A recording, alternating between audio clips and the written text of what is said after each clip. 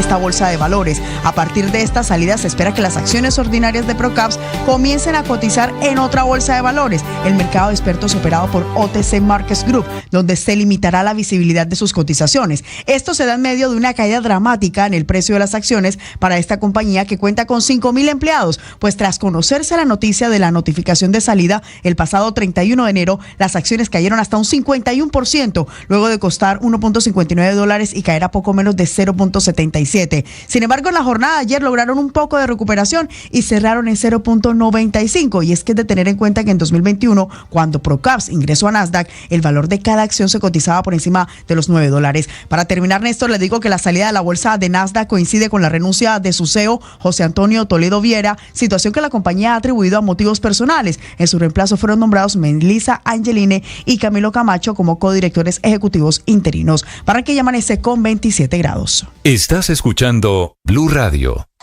Noticias contra reloj en Blue Radio.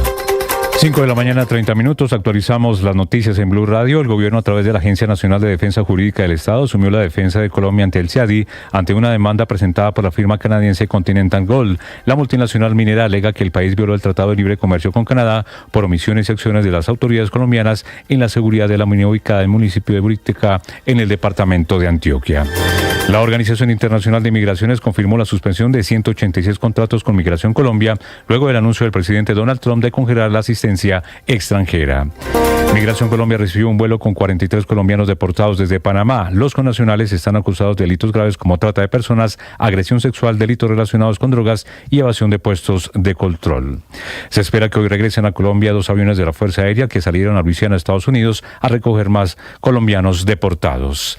El presidente del Consejo Gremial y presidente de Andesco, Camilo Sánchez, advirtió sobre las tensiones con Estados Unidos y pidió en las últimas horas al presidente Gustavo Petro moderar sus publicaciones en redes sociales para evitar una incertidumbre económica en el país. El gobernador Andrés Julián Rendón reveló que el cartel de los cabecillas del ELN más buscados en el departamento de Antioquia y ofreció una recompensa de hasta 400 millones de pesos. En la lista aparecen alias Omar, Ocasinga, alias Mare y alias Nelson, cabecillas de las subregiones del Bajo Cauca y el nordeste antioqueño. La gobernadora del Valle del Cauca, Dilian Francisca Toro, le solicitó al gobierno nacional fortalecer las estrategias militares e institucionales para proteger a la población en Florida y Pradera, luego de la alerta temprana emitida por la Defensoría del Pueblo ante los combates entre las disidencias de las FARC. El comisionado de Paz, Oti Patiño, reconoció que el gobierno nacional no analizó la alerta temprana emitida el año pasado por la Defensoría del Pueblo, en la que advertía sobre una escalada violenta entre el ELN y las disidencias de las FARC en la región del Catatumbo. Combates entre las disidencias de las FARC de alias Iván Mordisco y alias Calarcá en zona rural de Puerto Lleras Meta dejan 3 disidentes muertos. No hay ninguna operación binacional de las fuerzas militares colombianas en la frontera con Venezuela. El argumento de las fuerzas militares, según conoció Blue Radio, es que el régimen de Nicolás Maduro es un gobierno no reconocido. También continúan los enfrentamientos entre el ejército y las disidencias de las FARC en zona rural de Suárez, Cauca. En las últimas horas, delincuentes lanzaron drones con explosivos contra la fuerza pública. Colombia enviará 6.500 toneladas de aguacate Hass hacia los Estados Unidos para el consumo en el Super Bowl, lo que significa un incremento del 350% de esta fruta que sigue creciendo en el mercado norteamericano. Laura Villamil, la joven que sufrió quemaduras en el restaurante Andrés Carne de Res de Chía, fue dada de alta. Su hermano Santiago Villamil publicó un video donde sale la joven del hospital junto a sus familiares. La Fiscalía solicitará la preclusión en la investigación contra el expresidente Álvaro Uribe relacionada con las presuntas interceptaciones ilegales a los negociadores del proceso de paz con la guerrilla de las FARC. Tras 9 años de indagaciones, no se encontraron pruebas que vinculen al exmandatario. Ampliación de estas y más noticias en BlueRadio.com. Sigan con Mañanas Blue. Estás escuchando Blue Radio.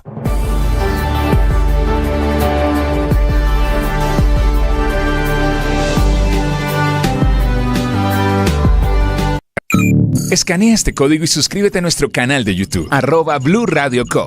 Y disfruta y participa de la programación de Blue Radio. Blue Radio, le ponemos cara a la radio. Blue Radio, la alternativa. 1 millón. 1 millón. 1 millón de noticias, sueños, emociones. 1 millón de seguidores. 1 millón de seguidores. 1 millón. Decirlo suena fácil. Lograrlo es de trabajo. Mucho trabajo. Ya somos más de 1 millón de suscriptores en nuestro canal de YouTube. Y sumando, 1.010.000. Sumando, 1.020.000. Y sumando. Estás escuchando Mañanas Blue.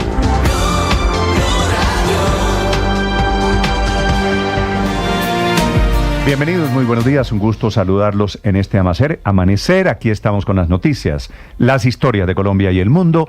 Hoy es 4 de febrero, los saludo desde Mañanas Blue. Las noticias, pero también los temas de conversación a esta hora en las redes sociales. Camila Carvajal. Néstor, buenos días. Feliz martes. Redes sociales en el planeta que amanecen con una tendencia. Numeral USAID.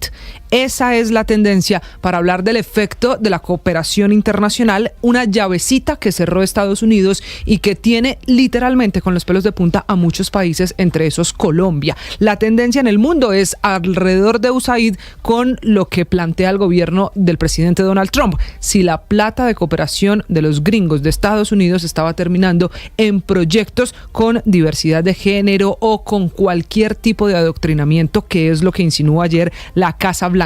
Esta tendencia para nosotros tiene un adicional, numeral ópera, numeral como 1, que es el nombre de la ópera trans a la que se refiere la portavoz, la vocera de la Casa Blanca, cuando pone un caso en Colombia como ejemplo de cuando consideran la plata de los estadounidenses se invirtió mal en esa ayuda de cooperación. Ella habla de una ópera trans. La ópera trans, Camila, efectivamente existió. Se llamaba o se llama como 1. Fue hace 4 años. Es una ópera. Empezó en marzo de 2022. Escrita por una autora norteamericana. Sí. Que montó en Colombia una profesora de la Universidad de los Andes, financiada por USAID a través de la Embajada de Estados Unidos en Bogotá. Sí, señor, en Bogotá su presentación más importante fue en el Festival de Ópera Al Parque en Bogotá en el año 2022, pero tuvo presentaciones también en el Teatro Libre, por ejemplo en Chapinero, donde esta obra cuenta la historia de una mujer trans que además está en proceso de esa transición. Y esa es la historia de la ópera trans que hoy cita precisamente la Casa Blanca. La que vemos en este momento en el canal de YouTube es la invitación en ese momento, en 2022, a asistir a esta presentación de una ópera, Néstor, que usted tiene razón, no se la inventaron en Colombia, ya llevaba, cuando llegó a Colombia, 50 presentaciones en Estados Unidos, porque quien la escribe es una mujer norteamericana. ¿Usted vio la ópera? No, señor. ¿Alguien de los oyentes vio la ópera? Pregunto, Camila, porque al final de cuentas, esto es un debate de Estados Unidos, el montaje se hizo en Colombia de esa ópera trans porque fue una idea de la Embajada norteamericana en Bogotá. Eso nos ha explicado la profesora de la Universidad de los Andes, que era una convocatoria de la Embajada de Estados Unidos en Bogotá que apoyaba proyectos relacionados con trans y diversidad de género. Este Trump furibundamente de derecha, ultraconservador, está acabando con todo lo que le duele al movimiento woke. Eso es lo que hay de fondo. Y entonces todo lo que parece homosexual, transexual, ideología de género. Porque mire que el otro ejemplo que ponen ayer en la Casa Blanca es un festival de cómics trans, también cómic trans que se hizo en Perú. Y entonces todo tiene que ver con ese movimiento. Esa es la tendencia con USAID, ópera y como 1. Por cuenta de esto, del cierre de USAID, están acabando no solo con la ópera, sino con proyectos sociales para el caso de Colombia que eran realmente importantes. Y en Colombia habíamos generado cierta dependencia o una evidente dependencia de la plata norteamericana. Sí, señor, ahí ya sabe la razón si entra a redes sociales y se encuentra como 1 de tendencia. La otra tendencia en Colombia es una fotografía de 2 grandes en esta relación de Estados Unidos con el continente, con América Latina. La foto que pone anoche el presidente Nayib Bukele de El Salvador con Marco Rubio en el segundo país de visita de Rubio, el secretario de Estado de Estados Unidos en su gira por América Latina. La foto es de los dos, simplemente tiene una palabra de comentario, amigos, y la bandera de El Salvador y de Estados Unidos. La publica Bukele para contarle al mundo que ya llegó Marco Rubio y que ya hay los primeros acuerdos entre los dos países. Bukele, en plan de congraciarse con Estados Unidos, le ofreció anoche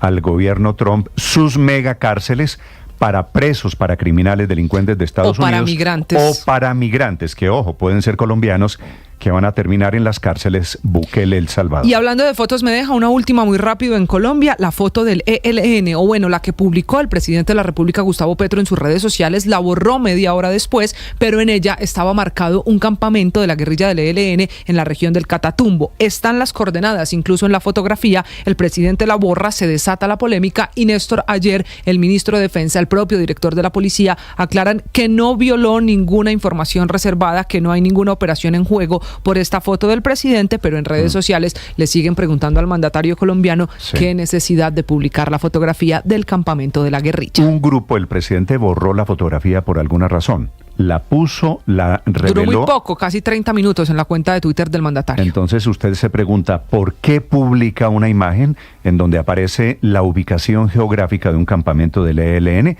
Esto es frontera con Venezuela.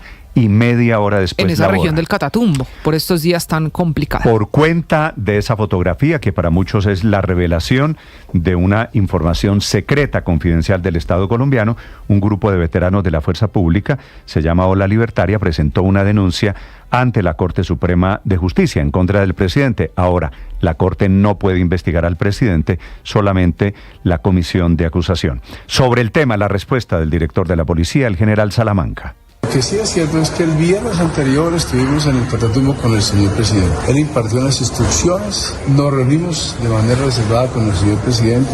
Él fue contextualizado del análisis pormenorizado que hace la Policía Nacional, la inteligencia nuestra, con las fuerzas militares. Y él, como lo ha dicho siempre, ante la criminalidad, una ofensiva y estamos en los ofensivos. ¿Se dañó alguna operación? No, los operativos están en marcha. ¿Se dañó algún operativo? Le preguntan al general Salamanca, dice no, los operativos están en marcha.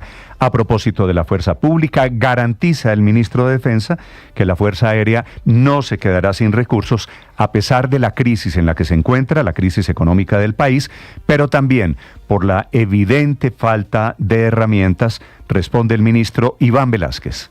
Durante todos los gobiernos, en todos los años, que el presupuesto tiene un compromiso efectivo, real, para ejecución de una partida, sobre todo para la Fuerza Aeroespacial, en cuanto a poder desarrollar sus capacidades hasta el mes de junio, pero que eso no significa que se desatiende el resto del año. Lo que yo puedo asegurar y garantizarle al país es que la Fuerza Aeroespacial... El tema de las fuerzas militares, el tema de la situación de orden público llegó a una audiencia, un examen en la Corte Constitucional, en donde se está evaluando la crisis humanitaria que enfrentan los firmantes del Acuerdo de Paz del 2016, en donde hubo un muy fuerte jalón de orejas a todos los militares que estaban allí, encabezados por el propio ministro de Defensa, la magistrada Cristina Pardo. Pasó entonces con las medidas de respuesta oportunas e integrales para evitar que los riesgos allí advertidos se convirtieran en una gran y dolorosa lista de daños a los derechos fundamentales de los y las firmantes de paz y a la población civil en general. Una pregunta que se hace todo el país. Hoy, la Sala registra con inmensa preocupación los homicidios de al menos 6 excombatientes de las extintas FARC-EP en proceso de reincorporación. La Corte Constitucional reclamándole al gobierno por la violencia que afecta a los desmovilizados. Termina en esa audiencia reconociendo el comisionado de paz, Oti Patiño, que no le prestaron suficiente atención a las alertas tempranas de la situación en el Catatumbo, que se originó precisamente porque el ELN sigue matando allí a desmovilizados de las FARC. El comisionado de paz. Y lo que se notaba a través de las alertas era una exacerbación del conflicto. No hubo, la verdad, digamos, y en eso quiero, digamos, ser muy autocrítico, no hubo un análisis a fondo de por qué se estaban presentando esa exacerbación de las confrontaciones entre quienes tenían una situación de una especie de estado de convivencia. Hablo de los... la verdad es vergonzoso que un funcionario de este nivel del gobierno reconozca que no le prestaron atención a esas alertas que venían de la Defensoría del Pueblo desde noviembre, diciendo allí en el Catatumbo puede pasar lo que terminó pasando, y en el gobierno nadie les paró bolas. En esa audiencia, el gobierno quedó mal parado ante los magistrados de la Corte Constitucional. Sergio Barbosa. Hola, Néstor, buenos días. Tras la grave crisis humanitaria que vive el Catatumbo a causa de los enfrentamientos entre grupos armados ilegales, la Corte Constitucional llevó a cabo 2 sesiones técnicas para conocer cuáles eran las medidas que estaba tomando el gobierno antes y después del recrudecimiento de la guerra en esa región del país. Y fue justo la presidenta de la Sala de Seguimiento a la Seguridad de los Firmantes de Paz, Cristina Pardo, quien lanzó varios cuestionamientos al gobierno nacional sobre la desatención a la las alertas tempranas que, según sus palabras, los riesgos que ya estaban advertidos se convirtieron finalmente en una larga y dolorosa lista de daños a los derechos humanitarios de los firmantes de paz. En la corte hubo varios mea culpa del gobierno frente a la situación del Catatumbo que deja miles de desplazados. Por ejemplo, el alto comisionado para la paz, Oti Patiño, reconoció que no hubo un análisis profundo del por qué se estaba presentando esa exacerbación de las confrontaciones entre grupos armados ilegales en la región del Catatumbo. Sin embargo, el director de la policía, el general William Salamanca, se refirió a la articulación para atender las alertas tempranas sobre el riesgo a la seguridad de los firmantes de paz y dijo que esas alertas que emite la Defensoría del Pueblo deben tener mayor precisión. Sergio Barbosa, Blue Radio. Sergio, 5:45 a.m. Guerra en el Catatumbo, no solo allí, también en el suroccidente de Colombia, en donde en las últimas horas fueron heridos 3 militares que cayeron en un campo minado sembrado por el ELN en el departamento del Cauca, en donde por otro lado siguen los ataques con drones, las nuevas armas de estos grupos de delincuentes. Hugo Mario Palomar. Néstor, el Cauca sigue bajo el asedio del terrorismo. En las últimas horas, tropas del ejército fueron hostigadas por el ELN en zona rural del municipio de Mercaderes. Un suboficial y 2 soldados, intentando salir de una emboscada, cayeron en un campo minado, fueron trasladados heridos hasta el hospital de Popayán. Simultáneamente, las disidencias de las FARC lanzaron un ataque con drones cargados con explosivos contra la base militar que custodia la represa de Salvajina en Suárez, Cauca. Allí el ejército recibió oportunamente apoyo de aeronaves artilladas.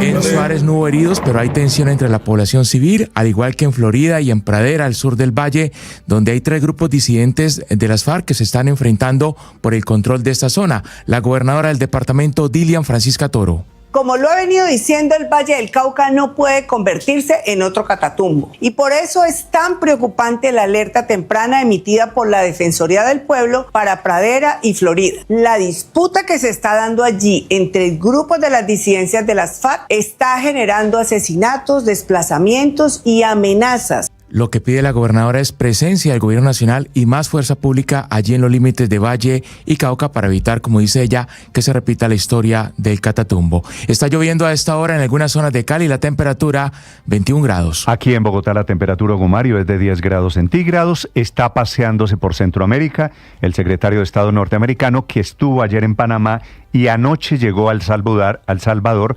Desde allí, en San Salvador, el presidente Bukele anuncia que su megacárcel servirá para recibir presos peligrosos de Estados Unidos, todos complaciendo al nuevo gobierno de Trump. En China, el presidente Mulino hizo lo mismo para evitar mayores complicaciones, decidió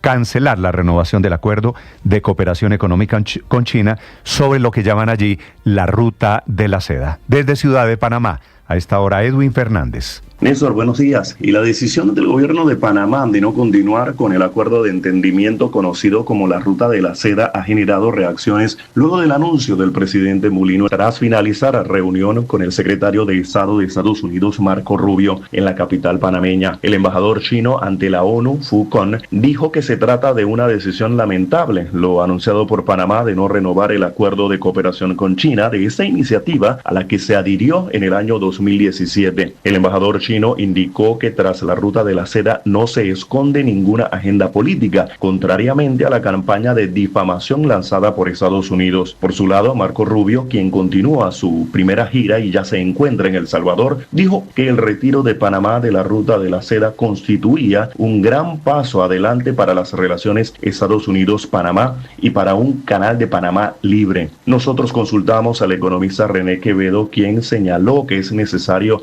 que se ejecuten acciones preventivas para no afectar el desarrollo de grandes obras. Hay que mencionar que la decisión de no renovar el acuerdo con China se suma a las auditorías a concesiones portuarias. El presidente de Estados Unidos, Donald Trump, anunció este lunes por la tarde que el viernes sostendrá una reunión virtual con el mandatario panameño José Raúl Mulino. Es un informe de Edwin Fernández desde Panamá. Edwin, gracias. Claro, Mulino en Panamá saca a China para intentar complacer a Donald Trump. 5:49.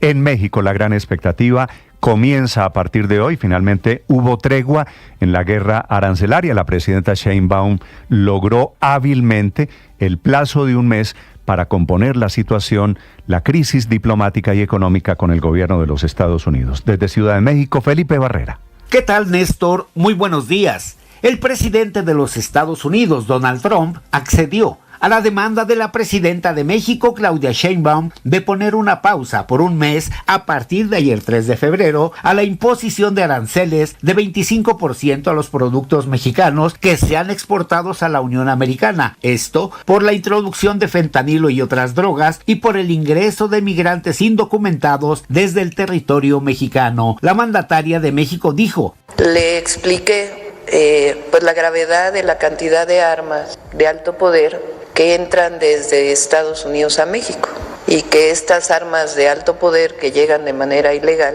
pues arman a los grupos delictivos y que pues le dan poder de fuego, y que nosotros le pedíamos que también ayudara a Estados Unidos, a nuestro país, para evitar el tráfico de armas de Estados Unidos a México. Estuvo de acuerdo. De esta forma, la presidenta Claudia Sheinbaum acordó con su homólogo Donald Trump ponerse a trabajar de manera coordinada en los temas de seguridad, comercio y migración. Informó desde México para Blue Radio Felipe Barrera Jaramillo.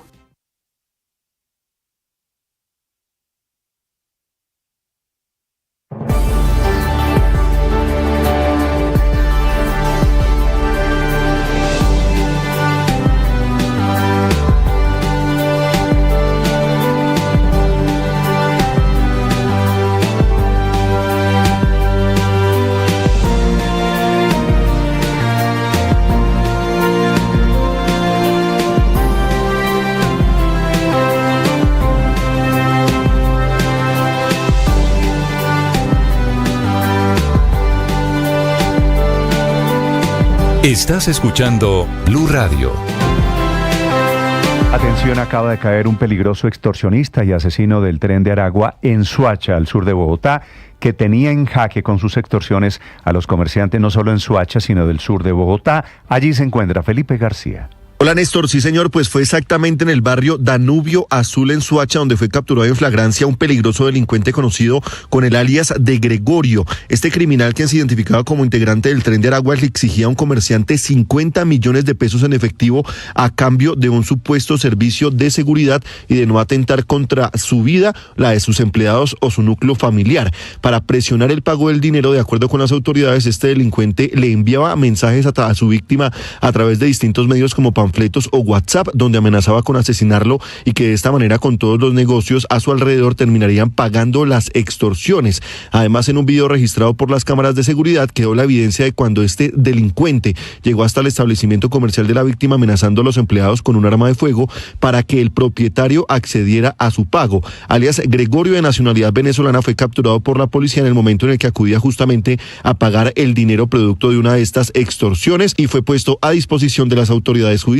Felipe, gracias. 5:53 minutos. El Ministerio de Salud presentó un recurso, pidió una aclaración a la Corte Constitucional sobre la orden que le dio la Corte la semana pasada de reajustar las tarifas de la UPC, es decir, lo que le gira el gobierno colombiano a las EPS por cada cabeza, por cada uno de los colombianos. Una aclaración que parece una manera de dilatar la orden. Le piden a la Corte Constitucional que aclare quién va a presidir la mesa técnica, pues el ministro de Salud o quien quiera el ministro, pero que cumpla la orden. Por eso la interpretación del exministro de Salud, Alejandro Gaviria. A comienzos de la semana pasada, la Corte Constitucional le dijo al gobierno que está poniendo en riesgo la garantía del derecho fundamental a la salud, que la llamada unidad de pago por capitación para el año 2024 estaba en principio mal calculada y que debía poner a funcionar una mesa técnica para enmendar los errores cometidos. ¿Qué hizo el Ministerio de Salud? ¿Qué hizo en particular el ministro de Salud? Ya lo dijimos, mamar gallo. Le dice a la Corte que se está extralimitando en sus funciones, que no sabe cómo poner a funcionar la mesa técnica y le dice a la Corte además que efectivamente parece un mecanismo para dilatar una orden de la Corte Constitucional, solo que el incidente de desacato para el ministro de Salud será aún peor en caso de que siga jugando con las órdenes de la Corte Constitucional. A propósito, el gobierno emitió la normativa para trasladar a los afiliados de Compensar a otras entidades en diferentes regiones del país. Nicole Buitrago. Néstor, buenos días. Son 203.000 los usuarios que hacían parte de Compensar y que van a empezar a ser trasladados a otras EPS desde esta semana, luego de que la Superintendencia Nacional de Salud decidiera suspender los servicios de Compensar en regiones diferentes a Bogotá y Cundinamarca. El traslado de estos usuarios será principalmente a 2 EPS. La nueva EPS, que recibirá 117.500 afiliados de Compensar, y Sanitas, que atenderá a 683 usuarios en Antioquia, Atlántico, Bolívar, Boyacá, Cauca, Meta, Norte de Santander, Risaralda, Tolima y Valle del Cauca. Álvaro Molina es el representante de la Mesa de Asociaciones de Afiliados al Sistema de Salud. El problema es que estos usuarios trasladados llegan a unas EPS que están colapsadas, que están en una situación crítica, que van a agravar aún más la atención de los usuarios. La resolución del Ministerio de Salud le ordena a Compensar garantizar todos los servicios en Bogotá y Cundinamarca y en un plazo no mayor a 10 días presentar un plan de pago para la red prestadora de servicios de salud. Si usted es usuario de Compensar y se encuentra en regiones diferentes a Bogotá y Cundinamarca, tenga en cuenta que no debe realizar ningún trámite. Va a ser trasladado y notificado automáticamente. Si tiene citas médicas pendientes, deberá volverlas a solicitar y sus tratamientos médicos deberán ser garantizados por su nueva entidad. Nicole Buitrago, Blue Radio. Nicole, 5 de la mañana, 56 minutos. Esta mañana extraoficialmente se está informando en Europa de una cumbre que parece inminente entre el presidente Trump de los Estados Unidos y Vladimir Putin, que podrían encontrarse en cuestión de horas o en Emiratos Árabes o en Arabia Saudí. Enrique Rodríguez. ¿Qué tal, Néstor? Buenos días. Una suerte de territorio neutral, como dices, Arabia Saudita y Emiratos Árabes Unidos.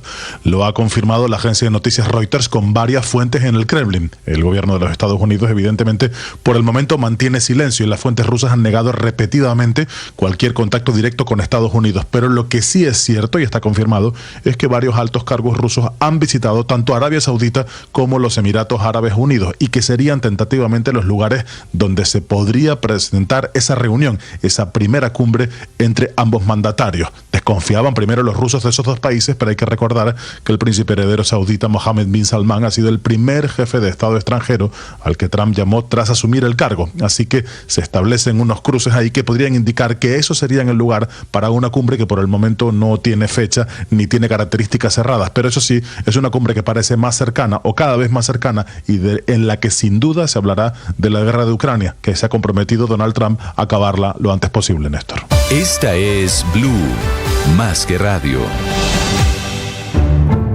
ELN, Entre Fusiles y Diálogos, Podcast. Boombox. En tiempos de la Guerra Fría, el triunfo de la Revolución Cubana el 1 de enero de 1959 enciende la mecha de la conformación de las guerrillas en América Latina. Y el primer grupo guerrillero post-revolución cubana en Colombia se llama el Movimiento Obrero Estudiantil Campesino, el MOEC. Se da la influencia muy grande del Che Guevara. A partir de la toma de Simacota, el ELN define sus áreas de operación. Colombia es un país de guerrillas y de múltiples violencias. La ciudad aún no se repone del secuestro masivo de 140 personas. Tras la firma de la paz con las FARC en 2016, solo sobrevive un grupo insurgente, el Ejército de Liberación Nacional. El ELN es una organización político-militar. Aquí no puede entrar cualquiera. Hoy todos hablan del ELN, pero muy pocos conocen su historia. Y esta serie documental titulada ELN, Entre Fusiles y Diálogos, 60 años de la guerrilla más vieja de América Latina, podrán escucharla en Boombox o en su plataforma de audio favorita. Boombox. ¿Necesita nuestra pareja ser más romántico? ¿Necesita traernos más detalles? ¿O será que necesitamos nosotras desromantizarnos un poquito? Fíjate que creemos que el romance es lo que vemos en redes sociales, ¿no? Las flores grandes, el peluche gigante, el gran regalo. Pero mujer, hay hombres golpeadores que regalan flores. Hay hombres que regalan 3 muñecos y los mandan a casas diferentes. Entonces, ¿será que el romance es sinónimo de amor? ¿Por qué estamos tan interesadas en el romance? ¿Por qué nuestro valor está en que nos den algo, en que nos traigan, en que nos atiendan? ¿Será eso verdadero amor? ¿O qué hace tu pareja por ti? por tus hijos que realmente tú dices, esto sí es amor.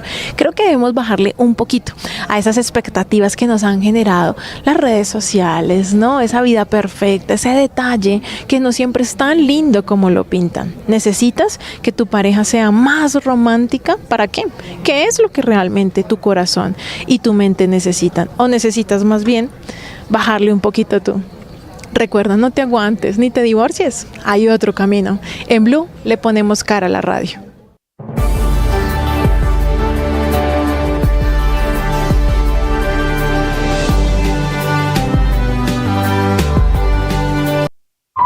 El periodismo no tiene apellidos. Es siempre honesto, independiente y comprometido con la verdad. El periodismo no es amigo del poder. Lo vigila. Hoy, Mañanas Blue les ofrece periodismo con contexto. Las dos caras de la moneda. Sin exageración, sin especulación. A partir de este momento, Mañanas Blue es periodismo en radio. Bienvenidos. Bienvenidos, muy buenos días, son las 6 de la madrugada, 40 segundos, mucha atención. Esta madrugada comenzó la guerra comercial entre las dos economías más grandes del mundo. China anunció sorpresivamente aranceles que van hasta el 15% para productos importados de Estados Unidos. Tendrán vigencia a partir del 10 de febrero en respuesta a los aranceles que entraron en vigencia hoy, que ordenó el presidente Donald Trump en la Casa Blanca, aranceles para mercancías chinas. A diferencia de México y de Canadá, Trump no intentó conversación ni acuerdo con China. Por eso desde Pekín anuncian esta madrugada aranceles, ojo, para el carbón, para el gas, para el petróleo, para la maquinaria agrícola, para los automóviles, para las camionetas, que son los productos que lideran las exportaciones de Estados Unidos a China. Serán no solo la verdad aranceles, China también anuncia controles a exportaciones de minerales y lanzó una investigación contra Google, que es el gigante tecnológico norteamericano, al que acusa de violar la ley antimonopolio de China. Por supuesto, todo con el inevitable sabor a la retaliación y a la guerra comercial. A propósito de estas tecnológicas, China es todavía el gran proveedor de los procesadores. Es China el principal fabricante de los chips que se necesitan, que tienen los equipos tecnológicos que seguramente usted tiene en su mano en este momento, en computadores, en celulares. Por eso esta guerra comercial, que significa más impuestos, que significa que subirán los precios de los productos, es una guerra comercial que terminaremos pagando todos, no solo China o Estados Unidos. La que se aplaza de momento, desde hoy, o que de pronto se salva, es la guerra comercial de Estados Unidos con México y con Canadá, países a los que Trump les dio un mes de plazo para imponer los aranceles del 25%. A cambio, la presidenta Sheinbaum de México y el primer ministro Justin Trudeau se comprometieron a desplegar 10,000 militares en la frontera para evitar la migración ilegal, para controlar el tráfico de fentanilo, que son las dos obsesiones del presidente Donald Trump, cuya estrategia es ahora en este modelo arrogante, cuya arma es la de los aranceles, tarifas le dicen en Estados Unidos. Trump, de esta nueva forma, quiere anexionarse a Canadá, logró que el presidente Bukele de El Salvador recibiera en sus famosas megacárceles a presos peligrosos de Estados Unidos. Bukele hizo el anuncio anoche. Increíblemente va a recibir a criminales de Estados Unidos en cárceles salvadoreñas. Hay una polémica inmensa allí en El Salvador. Y va a recibir también en esas cárceles el presidente Bukele a migrantes que tengan antecedentes judiciales. Es decir, de pronto algunos colombianos terminan allí. Logró también Trump que Panamá revocara el contrato que tenía con la firma china Hutchison Holdings. Dice el presidente Mulino en Ciudad de Panamá que no va a renovar la ruta de la seda, era la que significaba el eje de los acuerdos comerciales con China. Es decir, a su paso en esta visita por países de América Latina, el presidente Marco Rubio está logrando y arrodillando a todas las economías del continente. Aranceles por todas partes. Siguiendo el ejemplo de Estados Unidos, el presidente de Ecuador anuncia arancel a productos de México. Están rotas las relaciones entre Ecuador y México hasta que no firmen un tratado de libre comercio, dice Novoa. Parece siguiendo el ejemplo de los Estados Unidos. Llegó a San Salvador el secretario de Estado Marco Rubio, justo después de que lo nombraran encargado de USAID, que es la agencia norteamericana que podría quedar liquidada dentro de pocas semanas. Plata de la cooperación internacional que no va a seguir distribuyendo el gobierno de Trump, que significará sacrificios inclusive para Colombia. No llegará plata a la JEP, 15.000 millones de pesos, no llegará plata a Migración Colombia, no llegará plata ni siquiera para Ópera Trans. Muchas ONG quejándose. Lo de la Ópera Trans es porque la jefe de prensa de la Casa Blanca dice que no van a seguir echando plata a la basura, por ejemplo, y cita el caso de Colombia, para una Ópera Trans que entregó a modo de ayuda a Estados Unidos en el año 2021.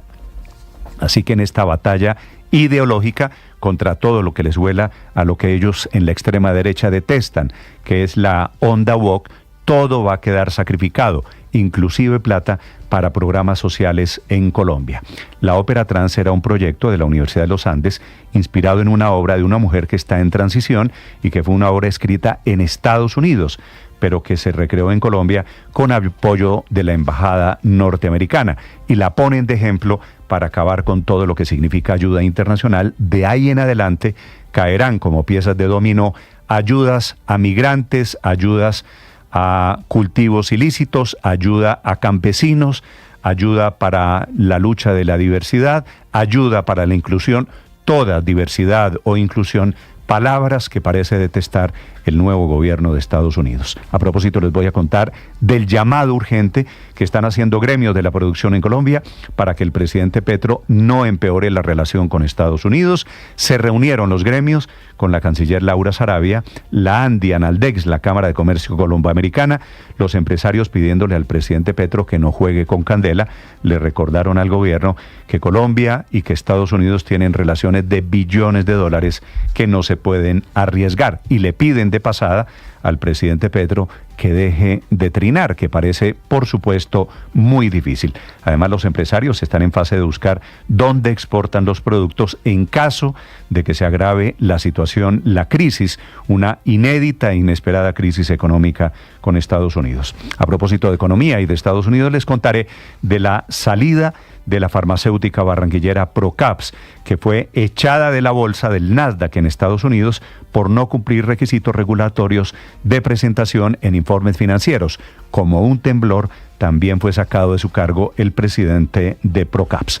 Bienvenidos, muchas historias para acompañarlos en este amanecer. Sigue la crisis de orden público, el gobierno intentando dilatar la orden de la Corte Constitucional para reajustar las tarifas de la unidad de pago por capitación, y les contaré de la audiencia, el jalón de orejas en la Corte Constitucional contra el gobierno por la situación de orden público y la crisis humanitaria generada por el desplazamiento y la muerte de desmovilizados de las FARC.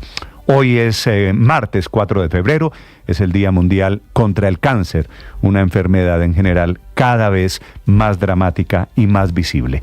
Aquí está lo más importante en el resumen que preparamos en Voces y Sonidos en Mañanas Blue. 中国和墨西哥是相互信任的好朋友，共同发展的好伙伴。 La guerra comercial entre Estados Unidos y China, las dos economías más poderosas del planeta, está lanzada. Esta madrugada entró en vigor el 10% de aranceles adicionales para todos los bienes chinos exportados a Norteamérica. China respondió contraatacando, poniendo en la mira a la energía y a Google.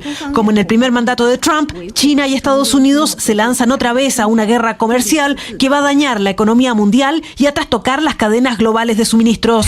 Me preguntó que cuánto tiempo quería poner en pausa. Le dije, bueno, pues ¿cuánto tiempo? Le dije, bueno, vamos a ponerlo en pausa un mes. Estados Unidos concedió una tregua en la guerra arancelaria a México y Canadá. La medida se postergó un mes tras conversaciones del presidente Donald Trump con la presidenta Sheinbaum. Le expliqué pues la gravedad de la cantidad de armas de alto poder que entran desde Estados Unidos a México. Primero fue México. Han acordado poner 10.000 soldados permanentemente o para siempre, 10.000 soldados en su lado de la frontera, y evitar que el fentanilo y los extranjeros ilegales entren a nuestro país.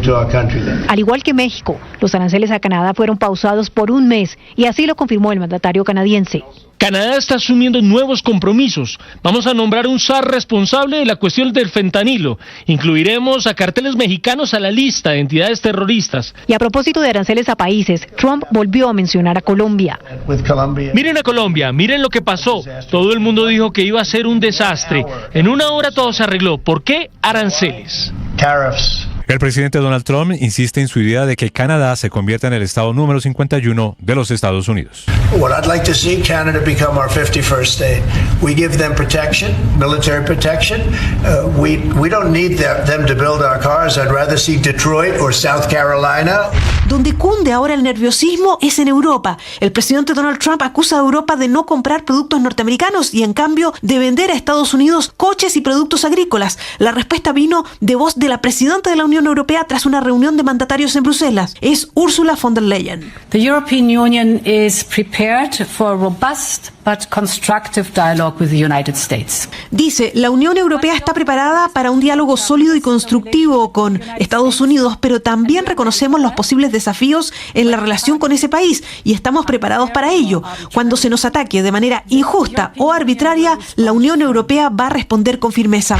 El memorándum de entendimiento del año 2017 sobre la ruta de la seda de Belt and Road Initiative no será renovado por mi gobierno. Y la decisión del gobierno de Panamá de no continuar con el acuerdo de entendimiento conocido como la ruta de la seda ha generado reacciones luego del anuncio del presidente Mulino tras finalizar la reunión con el secretario de Estado de Estados Unidos, Marco Rubio, en la capital panameña. El embajador chino ante la ONU, Fu Con, dijo que se trata de una decisión lamentable, lo anunciado por Panamá de no renovar el acuerdo de cooperación con China. El embajador chino indicó que tras la ruta de la seda no se esconde ninguna agenda política. El expresidente de Panamá, Aristide Royo. Estados Unidos es el mayor aliado comercial de Panamá. El 55% del tránsito que se hace en el canal de Panamá lo hacen barcos procedentes de las costas de Estados Unidos. Este lunes 3 de febrero, el presidente Daniel Noboa anunció la imposición de aranceles del 27% a los productos importados de México. Actualmente, al no existir un acuerdo comercial con México, hay productos que pagan más del 27%, como los carros y los electrodomésticos. Esto según explica la Federación Ecuatoriana de Exportadores FedExport. Pero hay otros que pagan aranceles más bajos y que serían perjudicados con un alza de aranceles. Por ejemplo, los productos farmacéuticos o las maquinarias para el sector industrial, que ahora mismo tienen aranceles de entre 0 y 10%. Camilo Sánchez, presidente del Consejo Gremial, expresó la preocupación de los empresarios por las relaciones comerciales con los Estados Unidos y la comunicación del presidente Gustavo Petro a través de su cuenta de X. Estamos en el filo de la navaja, estamos diciéndole al presidente de la República que es muy importante que mida cualquier Twitter que tiene o cualquier X que publique, porque esto puede ocasionar un daño económico sin precedentes. El aumento de aranceles en Estados Unidos a China, México y Canadá abre oportunidades para Colombia en sectores como agroindustria y manufacturas, según María Claudia Lacutir, presidenta de la Cámara de Comercio Colomboamericana. La tensión entre dos países no es beneficiosa para ninguno. La Cámara Colomboamericana ha desarrollado un análisis donde efectivamente encontramos que tenemos 224 productos donde entrarían nuevas oportunidades para las empresas colombianas en caso que las tensiones se mantengan. Fue la secretaria de prensa de la Casa Blanca, Caroline Leavitt, la que puso como ejemplo de despilfarro de recursos en la agencia USAID, una iniciativa financiada en Colombia. $47,000 for a transgender opera in Colombia, $32,000 for a transgender comic book in Peru. $47,000 para una ópera transgénero en Colombia, $32,000 por un cómic transgénero en Perú. El programa al que se refiere la secretaria de prensa sería uno entre septiembre del 2021 y octubre del 2022, cuyo beneficiario aparece como la Universidad de los Andes y que en efecto su descripción es generar conciencia y aumentar la representación transgénero a través de la ópera. Estados Unidos y El Salvador cerraron un acuerdo para deportar a ese país a migrantes indocumentados de cualquier nacionalidad que hayan cometido crímenes en territorio estadounidense. El gobierno de Bukele también se ofreció a albergar en cárceles a peligrosos criminales estadounidenses. La Jurisdicción Especial para la Paz alertó que la suspensión por 90 días de los fondos de ayuda internacional del Departamento de Estado y la Agencia Estadounidense para el Desarrollo Internacional podría impactar negativamente algunos procesos relacionados con los crímenes cometidos durante el conflicto armado colombiano. Esto menciona el presidente de la JEP, Alejandro Ramelli. Yo confiaría en que esa decisión pueda revertirse porque fíjense ustedes, por ejemplo, la importancia de esos fondos para investigar este tipo de crímenes, ¿cierto? Tanto de FARC como de Fuerza Pública, ¿no? En este caso, pues FARC. El ministro de Defensa, Iván Velázquez, aseguró que la Fuerza Aeroespacial Colombiana no carecerá de recursos para atender la situación situaciones que se están presentando en el Catatumbo. Así lo mencionó el jefe de esta cartera, luego de que por medio de un documento la Fuerza Aérea Colombiana alertara que solo tiene recursos para una operación garantizada hasta el próximo 30 de junio. Lo que yo puedo asegurar y garantizarle al país es que la Fuerza Aeroespacial no carecerá de recursos para atender las situaciones normales y también las extraordinarias que se están presentando en este momento.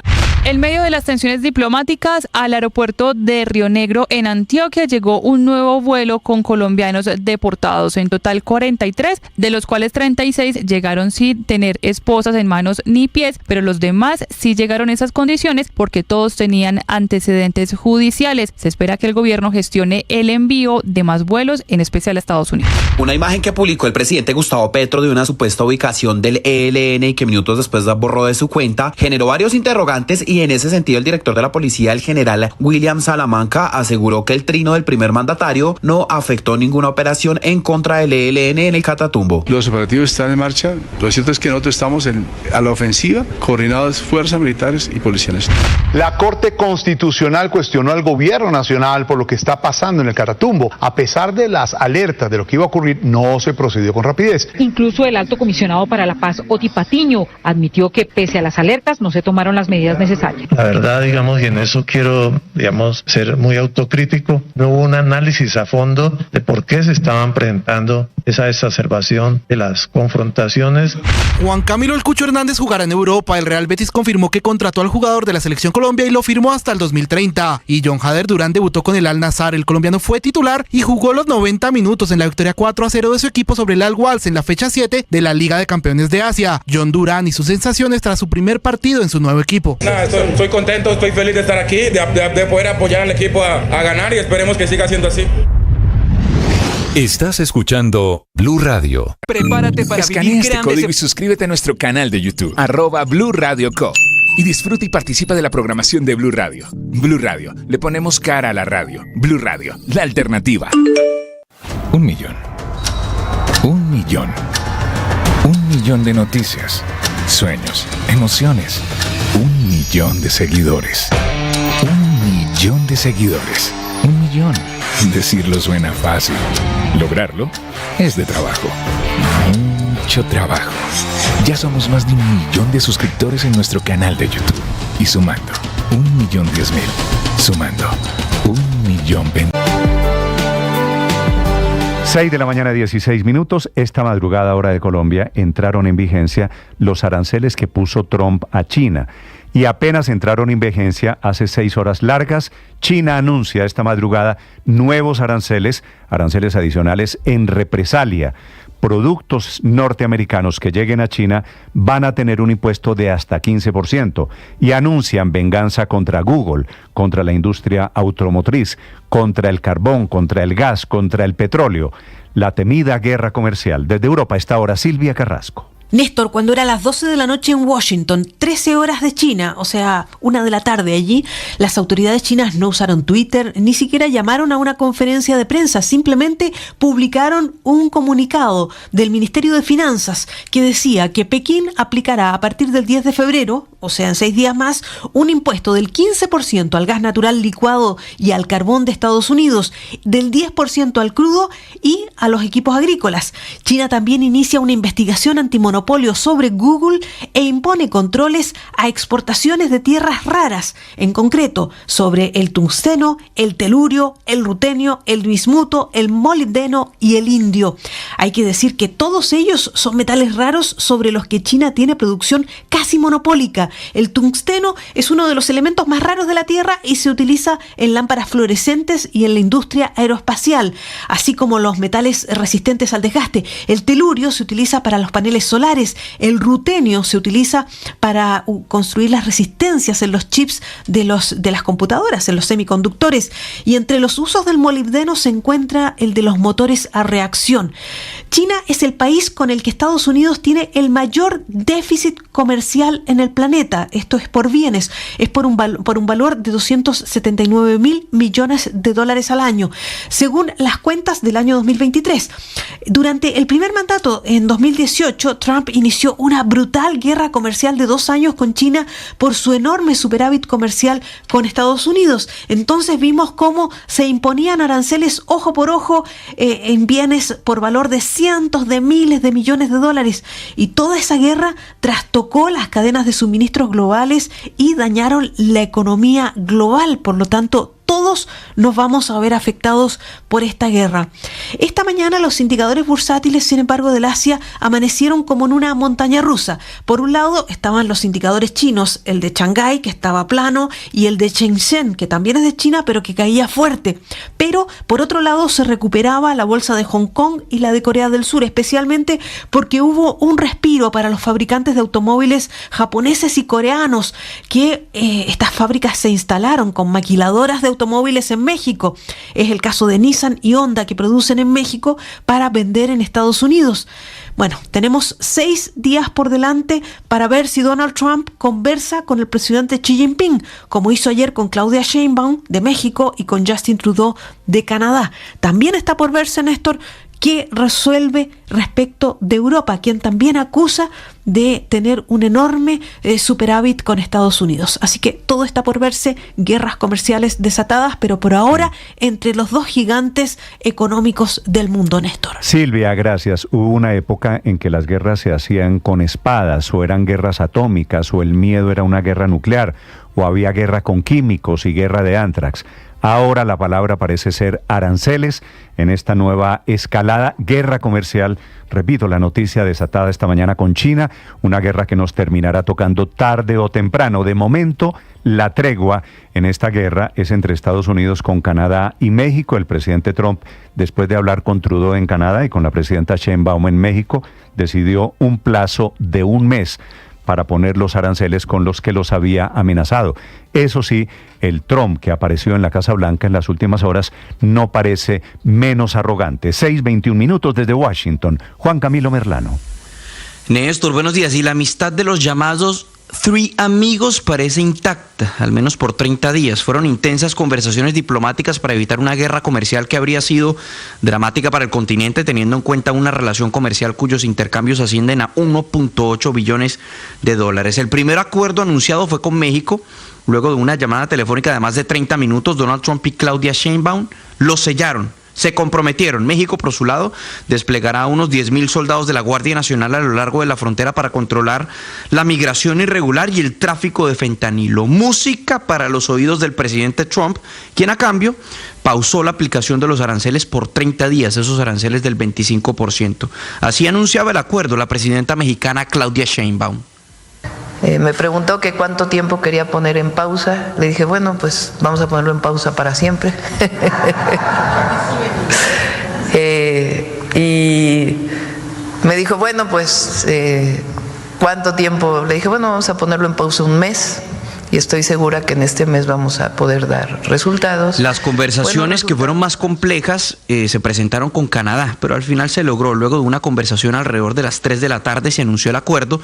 Justin Trudeau, el primer ministro canadiense, se comprometía a implementar su llamado plan fronterizo, que tiene un costo de unos 1.300 millones de dólares, reforzando la frontera con helicópteros, tecnología y personal. También unos 10.000 efectivos en la frontera para proteger los cruces. Al parecer hubo bastante coordinación con México, porque no solamente envían la misma cantidad de efectivos, sino que también se estará pausando la aplicación de aranceles por otros 30 días. Esto junto al establecimiento, en el caso de Canadá, de una fuerza de tarea conjunta contra los carteles. Previo al acuerdo, el presidente Trump reiteraba su deseo de anexarse el territorio canadiense. Well, we can always look.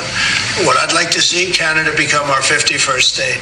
We give them protection, military protection. We don't need them to build our cars. I'd rather see Detroit or South Carolina or any one of our. Allí decía el presidente Donald Trump, lo que me gustaría ver de Canadá es que se convirtiera en nuestro estado número 51. Nosotros no necesitamos sus vehículos. Me gustaría ver a Detroit fortalecido, construyendo vehículos, y nosotros le otorgaríamos protección a Canadá, decía el presidente Trump, previo a que se anunciara este acuerdo de pausa de los aranceles del 25%. Al final, como con Colombia, el presidente Trump terminó utilizando sus aranceles como mecanismo de disuasión o de fuerza. Nosotros fuimos el primer ejemplo y Donald Trump lo recordó, de hecho, ayer durante la firma de una serie de órdenes ejecutivas, anticipando que los aranceles sí lograban objetivos en materia de política exterior. Allí volvía a poner nuestro nombre de ejemplo sobre la mesa. Any idea what they were talking about? Because already you see what's happening. Colombia, look at what happened with that. Everybody said that with Colombia it was going to be a disaster. In one hour, everything was settled. You know why? Tariffs. Without tariffs, they wouldn't have been the same way. They would. Miren, por ejemplo, a Colombia. Miren lo que pasó. Todo el mundo dijo que iba a ser un desastre con Colombia. Pues en cuestión de una hora todo se arregló. ¿Por qué? Aranceles. Sin aranceles no habrían sido de la misma manera y no me habrían tratado de la misma manera, que fue extremadamente buena, extremadamente chévere, decía el presidente Donald Trump. Ya dejando atrás estos momentos de la guerra arancelaria, Colombia también fue elevada por parte de la Casa Blanca, o puesta como ejemplo en una segunda ocasión. Fue en medio de la controversia por los intentos de acabar con la agencia USAID o USAID, que para este año fiscal aprobó 260 millones de dólares en asistencia para Colombia, pero que a nivel global son proyectos de más de 35 mil millones de dólares. Pues la secretaria de prensa de la Casa Blanca, Caroline Leavitt, estaba hablando sobre ejemplos de derroche de recursos por parte de Estados Unidos de pasadas administraciones a través de la agencia USAID, y usó como ejemplo una financiación de un proyecto en Colombia, una ópera trans, en palabras de ella, financiada con recursos estadounidenses. Ese fue su ejemplo de despilfarro de plata. Escuchemos. $47,000 for a transgender opera in Colombia, $32,000 for a transgender comic book in Peru. I don't know about you, but as an American taxpayer, I don't want my dollars going towards this crap, and I know the American people don't either, and that's exactly what Elon Musk has been tasked by President Trump. $47,000 para una ópera transgénero en Colombia, $32,000 para un libro de cómics transgénero en Perú. No sé ustedes, pero como una contribuyente estadounidense, yo no quiero que mi plata termine en esta basura, y el pueblo estadounidense tampoco, decía la portavoz Caroline Leavitt. De esa ópera a la que hace referencia, en efecto, según los registros públicos, fue realizada, o al menos la financiación aparece desde septiembre del 2021 hasta julio del 2022, estaba a cargo de la compositora Laura Kaminsky, con el fin, dice este registro público, abro comillas, de generar conciencia y representación transgénero a través de la obra Ópera Aswan, y en el registro público aparece la Universidad de los Andes como beneficiaria. Ahora bien, la Casa Blanca no hace una diferenciación, pero sí hay que decir que en este registro de desembolso de recursos aparece que la entidad contratante, desde donde sale la plata, no era USAID, era el Fondo de Diplomacia Pública del Departamento de Estado. No obstante, como ya hemos visto, la administración Trump no discrimina y únicamente utiliza este ejemplo para decir que la pasada administración adelantaba una agenda woke, como lo llaman aquí, de inclusión y diversidad, que ellos van a acabar con ella. Néstor. Sí, Juan Camilo, una pregunta a la señora que dice que yo pago impuestos aquí, esta que acabamos de escuchar. Esto me parece basura. Lo que les molesta es que sea ópera o que sea trans. ¿Cuál es la molestia del gobierno de Estados Unidos sobre la ópera trans? Que sea trans, Néstor, porque la agenda o lo que ellos argumentan es que existía una política sistemática por promover la diversidad, inclusión y equidad, y políticas woke o mamertas, si se quiere, a través de estas agencias federales, que era plata de los contribuyentes para promover esta agenda en todo el mundo, y dicen que por eso es inaceptable, y esa es la principal razón por la que quieren acabar con USAID. Vale, gracias Juan Camilo, esa es una buena traducción, Felipe. Lo woke en Colombia nosotros le decimos mamerto. Y en esta cosa dramáticamente conservadora de Trump, todo lo que les huela woke, mamerto, lo van a acabar. Inclusive estos conceptos de diversidad y de inclusión. Ya en segundo, la historia de la ópera trans en Colombia. Es un retraso en la humanidad, ¿no? Pues que veníamos avanzando. Yo no creo en eso, que sea un retraso. En reconocer la diversidad, la equidad, pero nosotros, la igualdad, Héctor, y promover la inclusión. Y ahora pues al señor Trump le parece un espanto. Ver el mundo como queramos. Ellos también tienen el derecho de poner su plata en donde quieran, ¿verdad? Sí, claro, no, yo no estoy diciendo que no pongan, pues ellos verán dónde ponen su plata, pero que evidentemente es un retroceso en la historia de la humanidad del señor Trump en el gobierno de los Estados Unidos. De eso no hay duda. difícilmente un peor momento en la historia contemporánea el hecho de que el señor Trump sea el presidente de los Estados Unidos. Ya vamos a hablar de los efectos de este huracán que está pasando. Efectivamente, se está llevando todo lo que a muchos les puede parecer progreso, lo que a los contribuyentes norteamericanos les parece un exceso. Felipe, la historia de la ópera trans la cogen en Washington como símbolo de hasta dónde se está dilapidando plata de los Estados Unidos. O los cómics en Perú, pero Néstor, en el caso de la ópera trans en Colombia, esto ocurrió en marzo de 2022. En Colombia se hicieron 3 presentaciones en el Teatro Ensueño, en el Teatro Libre de Chapinero, en el Teatro Jorge Eliezer Gaitán, y quizá la más vista fue alrededor de Ópera al Parque en Bogotá también en 2022. No es una obra ni creada ni original de Colombia, es una obra, ópera. Laura Kaminsky se llama. Sí, señor, y ya se había presentado por lo menos 50 veces en distintas zonas de Estados Unidos antes de esa adaptación o ese montaje en Colombia, que se hace con apoyo con la Universidad de los Andes, una profesora de la Universidad de los Andes, pero aparecen otras ONG que trabajan por estos temas de diversidad de género involucradas y hacen las presentaciones en Colombia, que las paga en ese momento ahora, la Embajada de Estados Unidos en Bogotá. Pues dilapidaron esa plata, Felipe, porque esa plata hubiera sido más importante gastarla en programas realmente importantes sociales que sí tiene USAID o USAID, como le decimos, pues. USAID. Entonces, esa plática, y así van a descubrir una cantidad de malgastos. Y el gobierno americano tiene derecho a decir, un momentico, a mirar en qué se está gastando la plata y cómo se va a gastar de aquí en adelante. Que tiene el derecho, Felipe. Usted se acuerda que en la posesión de Trump, Felipe, han pasado apenas 15 días. Sí. Trump dijo, aquí solamente hay 2 géneros, masculino y femenino. Y firmó una orden ejecutiva. Pero es ante todo... Cumpliendo. Esa orden y más con ejecutiva tema viene, de Paola, conservador, con la derogatoria de algo que existía desde el 2022 con Joe Biden, y era la posibilidad de que los estadounidenses se identificaran con el género X. Eso se excluye, eso se elimina, porque ahora no deben identificarse con el género, sino con el sexo, femenino o masculino, que es la orden presidencial. Sí, pero es ante todo, María Camila, un tema religioso. Recuerde usted que Donald Trump ganó gracias al voto de los cristianos evangélicos, y recuerde usted también que su anterior vicepresidente Mike Pence era el líder de los cristianos evangélicos y el líder además de la cruzada anti-gay en los Estados Unidos. Entonces aquí... Conservadora, de acuerdo, de eso no hay duda. 6:31 a.m, los acompañamos desde Blue Radio. Néstor, pero de todas maneras, con eso no va a negar la diversidad. Es decir, la diversidad sigue existiendo, sigue estando ahí, y seguro se van a necesitar programas para poder incluir a estas personas en la sociedad. Sí, lo que se va a acabar es la manera como los estados padre, Estados Unidos el primero, patrocinaban esas políticas de diversidad y de inclusión. Ya vamos a hablar de eso. 6:31 a.m. Fíjese un dato, Néstor, porque ahí hay que mirar con cuidado la forma en la que está abordando el gobierno de Donald Trump los asuntos de género. Richard Grenell, que estuvo el viernes en el Palacio de Miraflores, es el enviado especial del presidente Trump, es gay. ¿Es homosexual? Sí, es gay. Y no por eso no está en el gobierno de Donald Trump. Claro, así que qué no buen es tan claro usted que sea homofóbica la administración de Donald Trump. No. Lo que está mirando es la forma en la que se identifican los ciudadanos. En la forma en la que la agenda terminó. Promueve.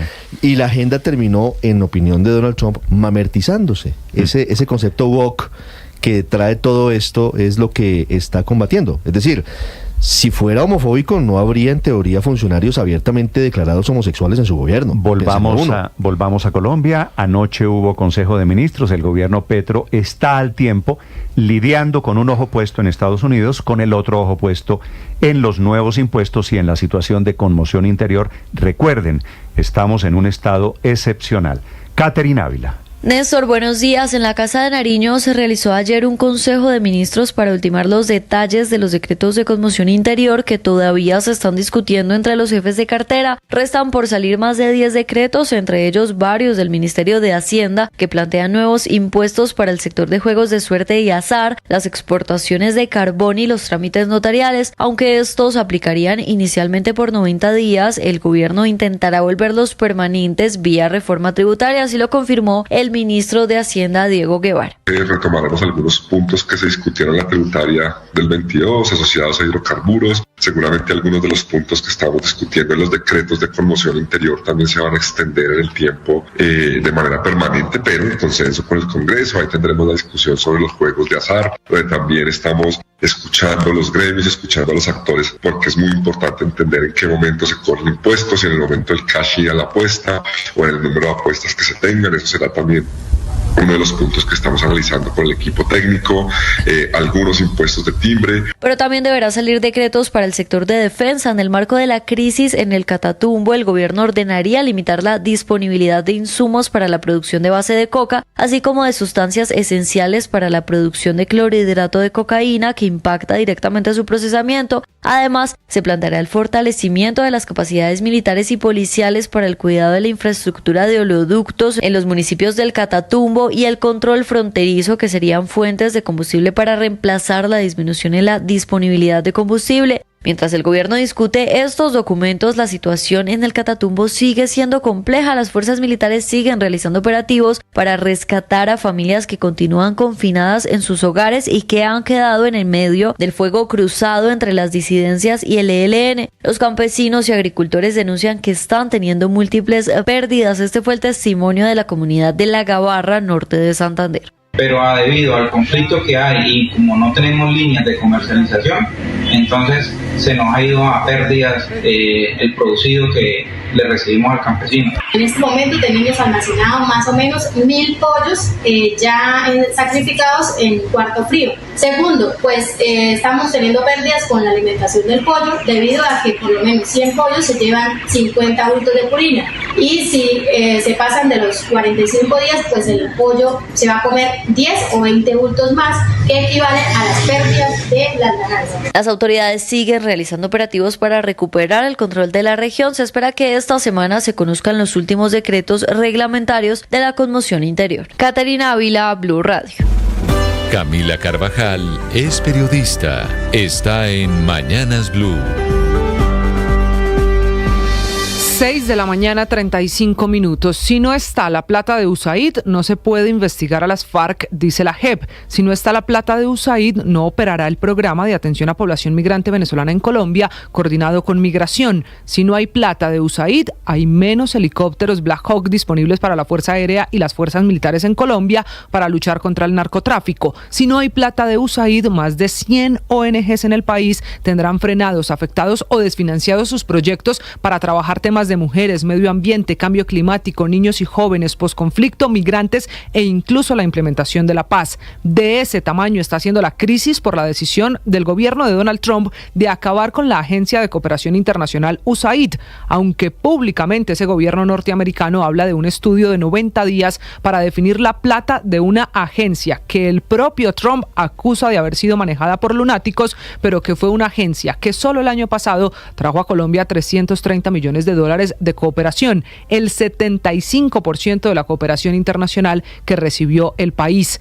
Quizá la radiografía más clara de lo que significa que no aparezca, que no vuelva la plata de USAID, la hizo el magistrado Alejandro Ramelli, presidente de la JEP, quien contó que la Justicia Especial para la Paz necesita la cooperación para poder investigar crímenes de las FARC. Es que USAID le daba a la JEP unos 15.000 millones de pesos, la mayoría de esa plata usada hasta ahora en investigaciones de casos étnicos y en territorio. En el caso de Migración Colombia, la OIM, Organización Internacional para las Migraciones, le acabó el contrato a 186 funcionarios que trabajaban en puntos de migración en Colombia atendiendo a migrantes venezolanos. De ellos, 56 eran trabajadores en Bogotá. Por lo pronto, en Estados Unidos el anuncio es que el secretario de Estado Marco Rubio será el encargado de USAID mientras se define el futuro de la agencia, pero ya la secretaria de prensa de la Casa Blanca puso los ejemplos de proyectos y programas que financiaron vía USAID en el gobierno anterior y que hoy el gobierno Trump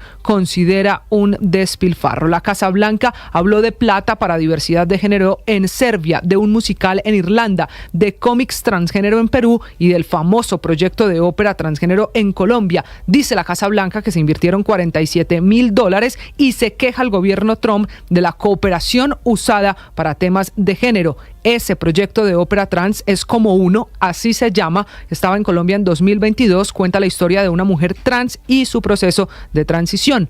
Por estos hechos de temas de género es que está en juego toda la cooperación internacional de Estados Unidos.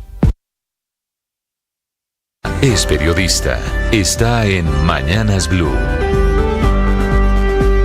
Son las 6 de la mañana y 38 minutos. A punto de cumplirse 3 semanas del inicio de la catástrofe humanitaria en el Catatumbo, con el paso de los días no solo crece la magnitud de la tragedia por decenas de asesinatos y el desplazamiento forzoso de más de 50.000 personas, también la opinión pública comienza a entender la magnitud de la desfinanciación del presupuesto para las fuerzas militares, ahora agravado con la suspensión de recursos por parte de Estados Unidos, al tiempo que varios funcionarios del gobierno comienzan a reconocer fallas en prevenir y atender la situación.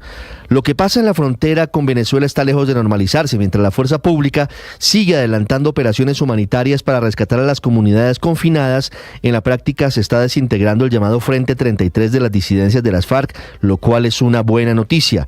Todo esto lamentablemente ha ocurrido luego del asesinato de una cantidad indeterminada de sus integrantes a manos del ELN, lo que ha llevado a que 115 integrantes de las disidencias se hayan entregado a las autoridades, de los cuales 20 son menores de edad. Hablando del Catatumbo, crecen las dudas sobre la cifra exacta de personas asesinadas en las últimas 3 semanas, ya que si bien Medicina Legal ha logrado identificar los cadáveres de 52 personas asesinadas, un número similar de cadáveres todavía estaría en la zona de los combates sin que se haya permitido su levantamiento.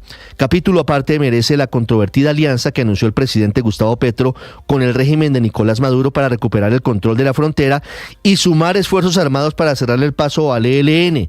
Blue Radio reveló que en la actualidad no hay coordinación ni contactos de las fuerzas militares colombianas con sus pares venezolanos, entre otras cosas porque Colombia no reconoce a Maduro como presidente de Venezuela. Además se supo que aunque actualmente no se presentan todavía indicadores de escasez de presupuesto para desplegar las fuerzas militares en esa zona, en el Catatumbo, sí comienza a crecer la preocupación en la cúpula de las diferentes fuerzas debido a que no existe la posibilidad financiera de adquirir nuevos elementos tecnológicos clave para consolidar el control territorial como los drones u otros dispositivos, sumado a que este panorama también podría afectar el trabajo de las Fuerzas Armadas en otras 12 regiones del país que hoy están en crisis por alteraciones del orden público como Cauca, Arauca, entre otras. Adicionalmente, llamó la atención que durante la continuación de la audiencia pública en la Corte sobre la seguridad de los firmantes del acuerdo de paz con las FARC, además del duro jalón de orejas al Ejecutivo por parte de la magistrada Cristina Pardo, funcionarios del gobierno como el comisionado Oti Patiño reconocieron que no hubo un análisis a fondo sobre los motivos que estaban llevando al resurgimiento de la violencia en el Catatumbo. Esa suma de factores que detallamos muestran la evidente crisis que afronta la política de paz del presidente Petro, quien tiene la obligación de dar un timonazo urgente para evitar el desborde de la violencia y muerte en todo el territorio colombiano. Es periodista. Está en Mañanas Blue. 6 de la mañana, 41 minutos. Derrumbe en la producción de gas natural en Colombia y también caída en la producción de petróleo en el país. Malas noticias que entrega la ANH, la Agencia Nacional de Hidrocarburos, en cuyo reporte de las últimas horas da cuenta de un derrumbe de casi el 10% en la producción de gas natural el año pasado, que cae de 1.058 a 958 millones de pies cúbicos de gas natural al día, convirtiéndose en la producción más baja de los últimos 7 años en el país y cuyos platos rotos. Terminamos pagando 36 millones de personas que dependemos del gas natural en nuestros hogares. Un combustible que además de servir para cocinar, para el calentador de agua, para la secadora de ropa y para otros electrodomésticos, se necesita también para tanquear más de 200.000 vehículos en toda Colombia, de los cuales 87.000 son taxistas que se mueven usando gas natural vehicular. Gas y combustible que también se necesita para la generación de energía térmica, que representa el 30% de la matriz de generación eléctrica en Colombia y cuyas empresas deben importarlo de otras partes ante la escasez de gas doméstico, y que al importarlo lo hacen en hasta 5 o 6 veces más caro que el nacional, aumentando así el costo del kilovatio hora para todos los colombianos y en especial para los de la costa Caribe, donde operan 12 centrales térmicas, de las cuales 8 funcionan con gas natural, un gas que escasea, y gas natural cuya producción nacional se derrumbó 12% solo en el mes de diciembre, al ubicarse en apenas 896 millones de pies cúbicos diarios. En tanto que en materia de petróleo, la caída no fue tan grave, pero también disminuye frente al año anterior, con una producción que se ubicó en 772.000 barriles al día en el 2024, inferior a los 776.000 que se habían producido un año antes. En cualquier caso, caída en la producción de petróleo y gas natural en el país, que contrasta con el aumento en la producción de Ecopetrol en los Estados Unidos, que ayer firmó un nuevo contrato con la Oxy para extender su producción de fracking en 91 pozos en Texas. María Camila Orozco es periodista. Está en Mañanas Blue. Ya son las 6:44 de la mañana. La única buena noticia para el presidente Gustavo Petro parece llegarle por una carambola política. Les hablo de los movimientos en el Congreso, de la recomposición por cuenta de la llegada de Temístocles Ortega como nuevo senador de Cambio Radical en reemplazo de David Luna, que renunció para lanzarse a la campaña presidencial del 2026. Un aterrizaje intempestivo que desde ya está provocando división al interior de Cambio Radical, que es partido de oposición, porque Ortega es un hombre abiertamente petrista y que llegó advirtiendo que no se va a oponer abiertamente a toda la agenda legislativa que proponga el gobierno del presidente Petro, y que de ser necesario va a hacer uso de la objeción de conciencia, y que uno de sus propósitos es tender puentes entre ese partido y el actual gobierno. Una idea que no ha gustado mucho al interior del partido y que por otro lado desafía a Germán Vargas Lleras, que es el líder de este partido y que ha sido blanco de ácidos dardos del presidente Petro, por lo que parece poco probable que ese acercamiento sea posible. Hoy el turno es para el ex embajador de Colombia en Nicaragua, León Freddy Muñoz, que dejó el cargo para posesionarse en la curul que dejó Humberto de la Calle, que si bien apoyó algunas iniciativas del gobierno como la Mesada 14, la jurisdicción agraria se apartó de lo grueso de las reformas que se han ido hundiendo en el Congreso de la República. Pero estas dos posesiones cambian la balanza en el Congreso, especialmente en la Comisión Primera del Senado, por donde deben pasar proyectos que tramite el gobierno Petro en la recta final del mandato, como la reforma a la salud y la reglamentación de la jurisdicción agraria. Son movimientos que, si bien le suman votos al pacto histórico, no son definitivos, porque el gobierno, o por lo menos el ministro del Interior, Juan Fernando Cristo, va a tener que seguir esforzándose por jalar apoyos de la U y de los liberales, aun cuando salieron de la coalición de gobierno. Estás escuchando Blue Radio. Andrés Ferreira.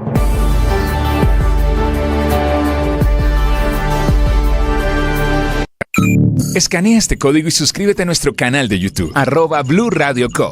Y disfruta y participa de la programación de Blue Radio. Blue Radio, le ponemos cara a la radio. Blue Radio, la alternativa.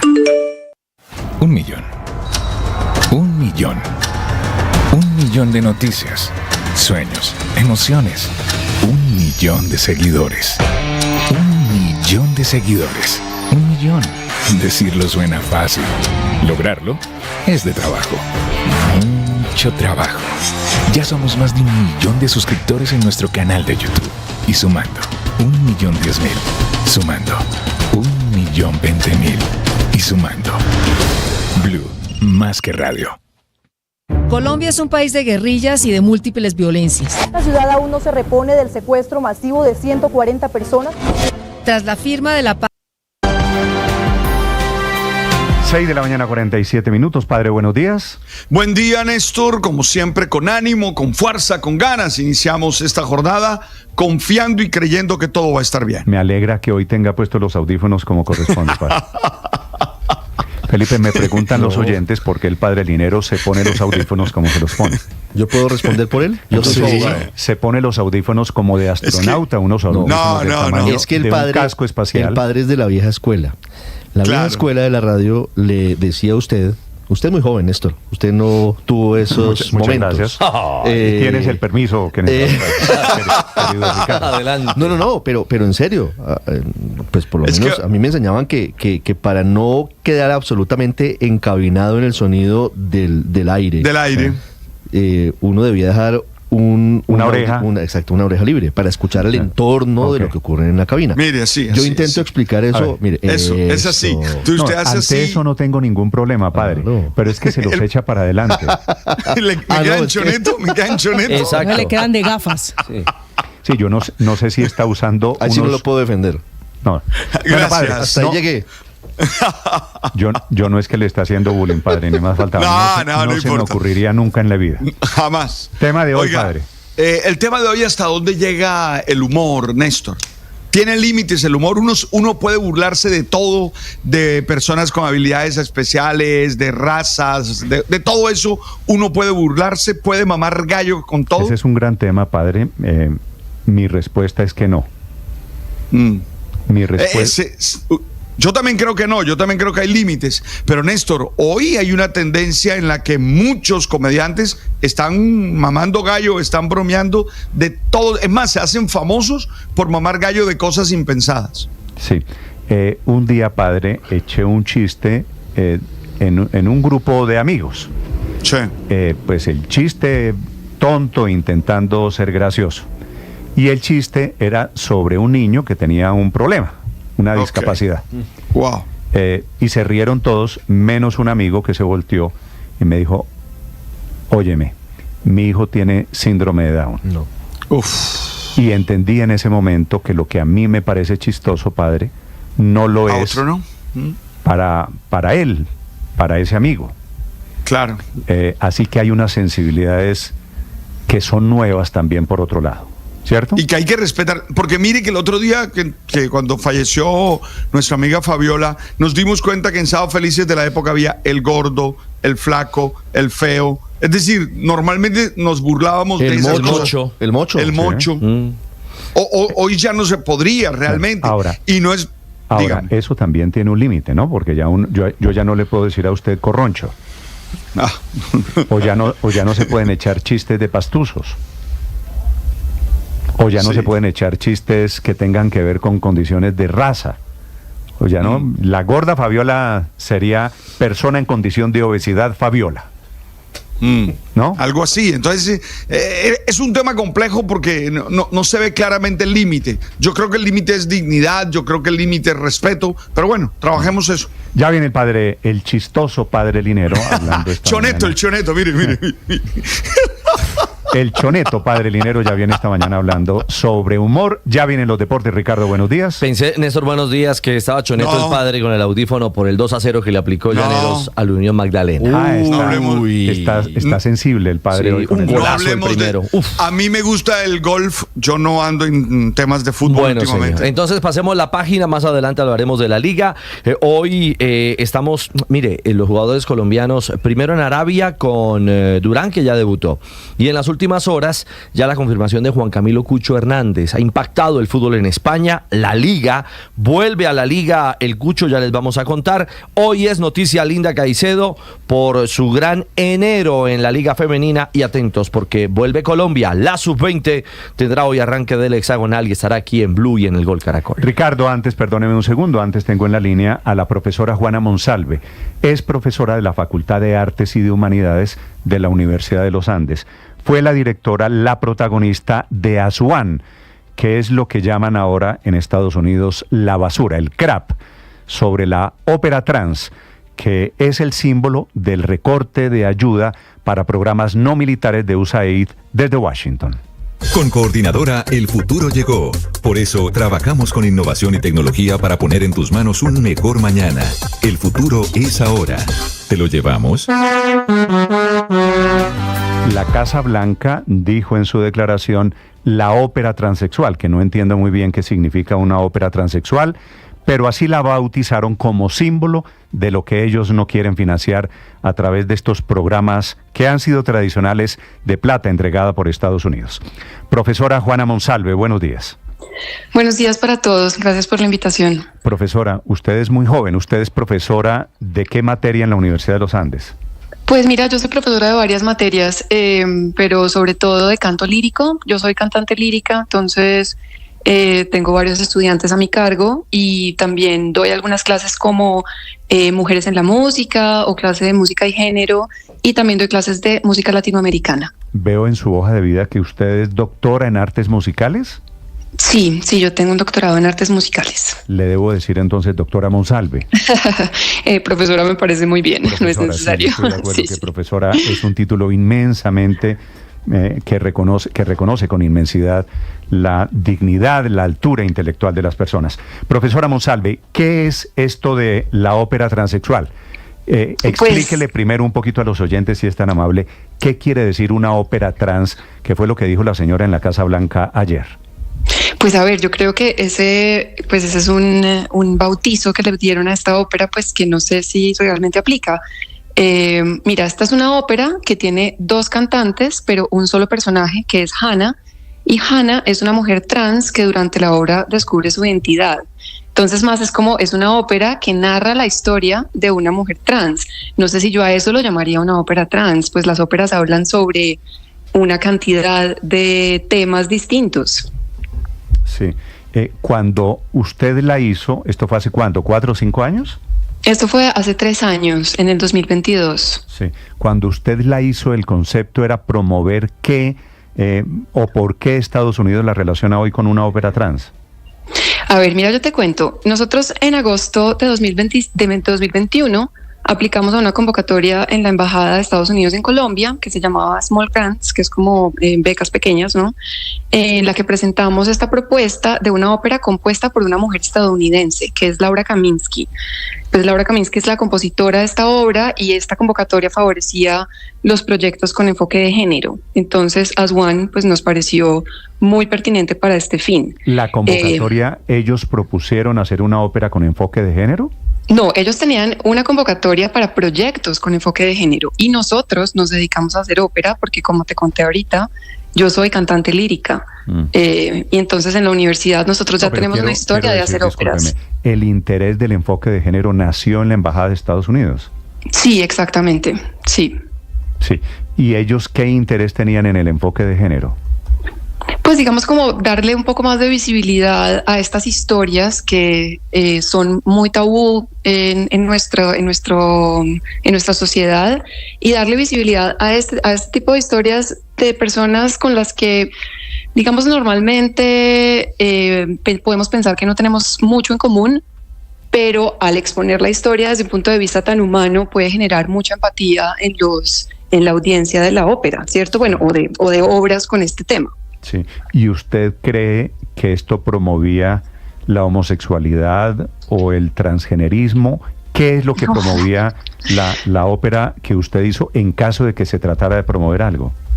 No se trataba de promover nada, como te cuento, se trataba de promover una historia, o sea, se trataba de contar una historia, que es lo que los artistas hacemos. O sea, para mí siempre es una prioridad hablar sobre temas que generen empatía y que nos pongan a reflexionar sobre temas que puedan ser incómodos. En ningún momento se estaba como promoviendo ningún tipo de comportamiento, simplemente una reflexión.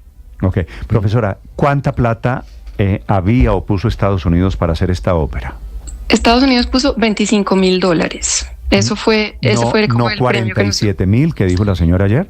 No, 47,000. Sabes que hemos estado como pensando qué puede ser eso, y es posible que sea que toda la bolsa de los estímulos para esta convocatoria fuera de 47,000, pero a nosotros nos dieron 25,000. ¿Y esos 25,000 eran para qué? Para hacer todo el montaje de la ópera. Hacer un montaje de ópera es una cosa gigante. Nosotros teníamos, y de hecho esta era una ópera pequeña, nosotros teníamos un equipo más o menos de 20 personas, pero nosotros estuvimos trabajando 6 meses en una música que es absolutamente difícil, con los mejores profesionales del país. Tratamos de pagarle pues como unos honorarios justos a nuestros artistas, pero te quiero decir también que las tres cabezas del proyecto, que fuimos 3 profesores de planta de la Universidad de los Andes, nosotros no cobramos honorarios y pusimos muchísimo trabajo. Y además también la universidad puso como las instalaciones para hacer los ensayos, y muchos otros recursos, digamos, en especie, y nosotros pues tratamos como de usar la plata lo mejor que pudimos, porque acá en Colombia el arte se hace con las uñas. Sí, de acuerdo. Profesora Monsalve, en ese momento $25.000 más o menos era un poco menos de 100 millones de pesos. Veo aquí que el dólar en ese momento estaba a 3.000 y pico. Sí, a nosotros nos entró alrededor de 97 millones de pesos. Sí. Es la misma cuenta que estoy haciendo aquí. Pero con 97 millones de pesos no se monta una ópera con 20 personas, ¿cierto? Claro, por eso te estoy diciendo que pusimos un montón de cosas. Fuera de la embajada, ¿quién más financió la ópera? Bueno, nosotros también nos ganamos 20 millones de una convocatoria de la Orquesta Filarmónica de Bogotá, la Orquesta de Ópera, Zarzuela y Opereta. Entonces nosotros hicimos esta ópera como con 117 millones más o menos. Y Los Andes puso un montón de cosas en especie. Claro, profesora Monsalve, ¿quién podía ver la obra? ¿A quién iba dirigido este montaje de lo que hoy Estados Unidos llama ópera trans? Bueno, este montaje estaba abierta a toda la comunidad, ¿sí? Entonces nosotros hicimos tres presentaciones. Nuestro estreno fue en el Teatro Libre de Chapinero en marzo, y luego hicimos otras 2 funciones en el Teatro El Ensueño en el sur de Bogotá y en el Teatro Jorge Eliezer Gaitán. Y estas últimas 2 funciones fueron con entrada libre, porque también para la universidad y para la facultad es muy importante que este tipo de montajes que hacemos desde la academia sean abiertos al público. Sí. Gente de la embajada fue a ver la obra, me imagino. Sí, el agregado cultural fue a ver la obra. ¿Y ese agregado cultural fue con quien usted tuvo la relación? ¿Quién decide que la plata era para ustedes? Pues en realidad yo no sé muy bien si ellos tenían como un... pues como no sé cómo se dice, en la academia lo llamamos como un comité, pero no sé si tenían varias personas evaluando las propuestas. En realidad a nosotros solamente nos llegó la comunicación oficial de la embajada diciendo que habíamos sido escogidos. Claro, profesora, ¿cuáles eran las bases de esa convocatoria? ¿Cuáles eran los requisitos que debían cumplirse? Bueno, nosotros mandamos una propuesta muy estructurada, digamos, explicando muy bien de qué se trataba nuestra propuesta, quién era el equipo, con hoja de vida de cada uno de los integrantes de nuestro equipo. Mandamos ya como toda la idea de la dirección de arte, de quiénes iban a ser los solistas. También nosotros nos comunicamos con la editorial en Estados Unidos porque había que pagar derechos de autor además. Entonces les mandamos también todo el presupuesto súper detallado en qué nos íbamos a gastar la plata y por qué nos parecía importante realizar este proyecto en Colombia. Y no solamente porque el tema, digamos, de una mujer trans estaba en el centro de la ópera, sino también porque es una ópera compuesta por una mujer. Y la ópera ha sido un campo históricamente dominado por los hombres, y a mí me parece un gran logro que en Colombia hayamos logrado estrenar una ópera compuesta por una mujer. Entonces, además que en eso se basa mucho mi investigación en la universidad. Yo hago investigación sobre música y género